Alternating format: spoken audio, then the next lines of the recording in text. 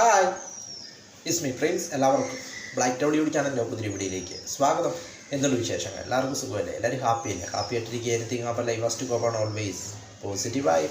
ഇപ്പം നമ്മളിന്ന് നോക്കുന്നത് വാട്ട് ഈസ് സപ്ലൈകോ, എന്താണ് സപ്ലൈകോ. അപ്പോൾ അതിനെക്കുറിച്ചാണ് നമ്മൾ നോക്കുന്നത്. Kerala state civil supplies corporation Supplyco എന്ന ബ്രാൻഡ് നെയിമിൽ അറിയപ്പെടുന്നു. കൊച്ചിയാണ് ഇതിൻ്റെ ആസ്ഥാനം. കൊച്ചിയിലെ ഗാന്ധിനഗറിലുള്ള മാവേലി ഭവനാണ്, അവിടെയാണ് ഇത് പ്രവർത്തിക്കുന്നത്. 1974 ഇത് സ്ഥാപിച്ചത്. കേരള സർക്കാരിൻ്റെ കീഴിലുള്ള ഒരു കമ്പനിയാണ് സപ്ലൈകോ എന്നത്. സർക്കാരിൻ്റെ ഭക്ഷ്യ സിവിൽ സപ്ലൈസ് വകുപ്പിൻ്റെ കീഴിൽ എക്സിക്യൂഷനായിട്ട് ഇത് പ്രവർത്തിക്കുന്നു. സർക്കാരിൻ്റെ ഉടമസ്ഥതയിലാണ് ഈ കമ്പനി. കൊച്ചിയിലെ ഗാന്ധിനഗറിലാണ് ഇത് സ്ഥിതി ചെയ്യുന്നത്. ഇതിൻ്റെ ആസ്ഥാനം എന്ന് പറയുന്നത് കൊച്ചിയിലെ ഗാന്ധിനഗറാണ്. ആഹാര സാധനങ്ങളുടെ വില നിയന്ത്രിക്കുന്നതിന് ചില്ലറ വിപണിയിൽ സർക്കാരിൻ്റെ ഇടപെടൽ എന്ന ലക്ഷ്യത്തോടു കൂടിയാണ് സപ്ലൈകോ ആരംഭിച്ചത്.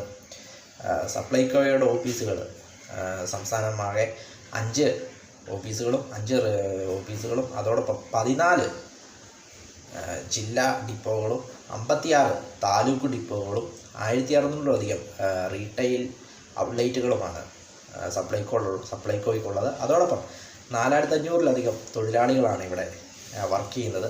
അതും മറ്റൊരു പ്രത്യേകതയാണ് സപ്ലൈകോയുടെ. കൊച്ചി ആസ്ഥാനമായി പ്രവർത്തിക്കുന്ന Kerala state civil supplies corporation Supplyco എന്ന ബ്രാൻഡ് നെയിമിൽ അറിയപ്പെടുന്നു.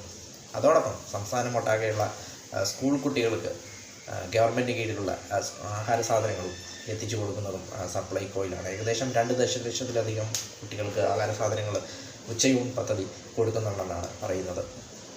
അതും മറ്റൊരു പ്രത്യേകതയാണ് സർക്കാരിൻ്റെ കീഴിലുള്ള. അങ്ങനെ സർക്കാരിൻ്റെ കീഴിലുള്ള ഒരു സ്ഥാപനം കൊച്ചിയിലാണ് ഇതിൻ്റെ ആസ്ഥാനം എന്ന് പറയുന്നത് സപ്ലൈകോ. 1974 ഇത് സ്ഥാപിച്ചത്.